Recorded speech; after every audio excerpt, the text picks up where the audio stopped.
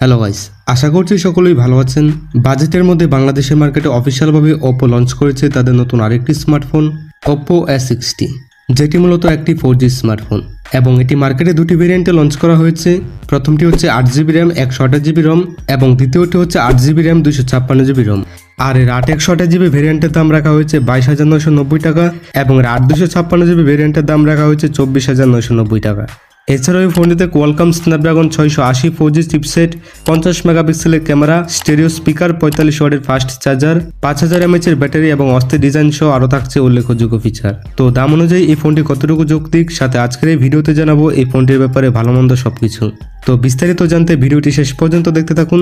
তাহলে চলুন দেরি না করে ভিডিওটি শুরু করি। শুরু করা যাক এই ফোনটির আনবক্সিং দিয়ে।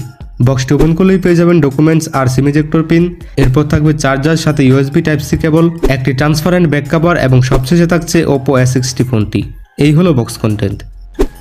এবার ফোনটি ডিজাইন অ্যান্ড বিল্ড কোয়ালিটি নিয়ে কথা বলতে গেলে ফোনটির ব্যাক সাইড এবং ফ্রেমে থাকছে প্লাস্টিক, আর ব্যাক সাইডে থাকছে দুটি ক্যামেরা এবং ফ্রেমটা থাকছে একেবারে ফ্ল্যাট, যা দেখতে ভালোই লাগছে। আর এই ফোনটা থিকনেস করা হয়েছে 7.7 মিলিমিটার এবং এর ওজন করা হয়েছে 186 গ্রাম। তার মানে এই ফোনটি যথেষ্ট স্লিম এবং লাইট ওয়েট, আর এই ফোনটি আপনারা এক হাতে লং টাইম ইউজ করতে পারবেন। এছাড়াও এই ফোনে থাকছে IP54 সার্টিফিকেশন। আর ভালো ব্যাপার হচ্ছে যেখানে পোর্টস বাটন হিসেবে আপনারা প্রায় সব ধরনের পোর্টস বাটনই পেয়ে যাচ্ছেন, যেমন 3.5 millimetre headphone port, Type-C slot ইত্যাদি। আর এছাড়াও এই ফোনে থাকছে সাইড মাউন্টেন ফিঙ্গারপ্রিন্ট সেন্সর, যা যথেষ্ট ফাস্ট অ্যান্ড অ্যাকুরেট। আর ফোনটি বাজারে দুটি কালার ভেরিয়েন্টে পাওয়া যাবে, পার্পল এবং ব্লু। সো ওভারঅল এই ফোনটি আপনাদের কাছে কেমন লেগেছে তা অবশ্যই কমেন্ট বক্সে জানাতে পারেন। এবার ডিসপ্লে নিয়ে কথা বলা যাক। এই ফোনটির ডিসপ্লেতে রয়েছে 6.67 ইঞ্চি মাপের একটি HD+ IPS LCD capacitive display, সাথে রয়েছে 90 হার্জের রিফ্রেশ রেট, 264 ppi ডেন্সিটি এবং 950 নিট স্পিক ব্রাইটনেস। এখানে 950 নিট স্পিক ব্রাইটনেস থাকার কারণে ডিরেক্ট সানলাইটে এর ব্রাইটনেসের ঘাটতি তেমন একটা পাবেন না, তবে লো লাইট বা ইনডোরে বেশ ভালো পারফরমেন্সই পেয়ে যাবেন। এবং 90 হার্জের রিফ্রেশ রেট থাকা এখানে টাচ রেসপন্স খুবই ভালো হবে। সে সাথে মাল্টিটাস্কিং এর পাশাপাশি যারা গেমার আছেন তারা গেমিংয়ে বেশ ভালো পারফরমেন্সই পেয়ে যাবেন।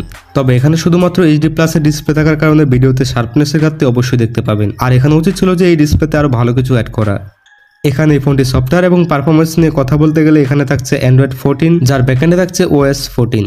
আর এই ফোনটিতে চিপসেট হিসেবে থাকছে কোয়ালকম স্ন্যাপড্রাগন 680 4G চিপসেট, যেটি 6 ন্যানোমিটার আর্কিটেকচারে তৈরি করা, এবং GPU থাকছে Adreno 610। তো বন্ধুরা, বাজেটে কোয়ালকম 680 এই চিপসেটটা কিন্তু যথেষ্ট ভালো একটা চিপসেট, আর 23,000 টাকা বাজেট সেগমেন্ট অনুযায়ী এই চিপসেটটা কিন্তু ঠিকঠাকই আছে। আর এই চিপসেটের জন্য মোটামুটি ভালো গেম প্লে করতে পারবেন, তবে এটা কিন্তু কোনোরকম গেমিং ফোন নয়। এই ফোনটিতে আপনি মোটামুটি বড়সড় গেম খেলতে পারবেন, তবে মিডিয়াম সেটিংসে খেলে ল্যাগ ফ্রিতেই খেলতে পারবেন। সাথে এই ফোনটির স্টোরেজ টাইপ হচ্ছে UFS 2.2 এবং র্যাম টাইপ হচ্ছে LPDDR4X।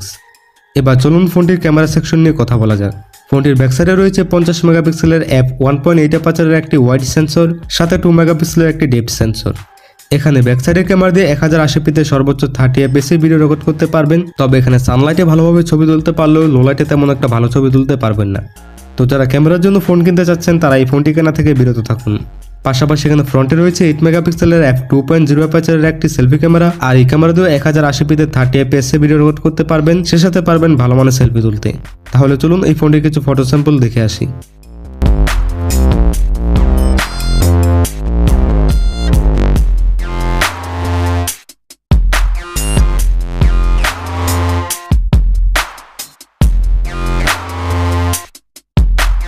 এই ফোনটিতে থাকছে stereo speaker, wifi, Bluetooth, GPS এর মতো থাকছে আরও অনেক ফিচার, এবং USB-তে থাকছে USB Type-C 2.0।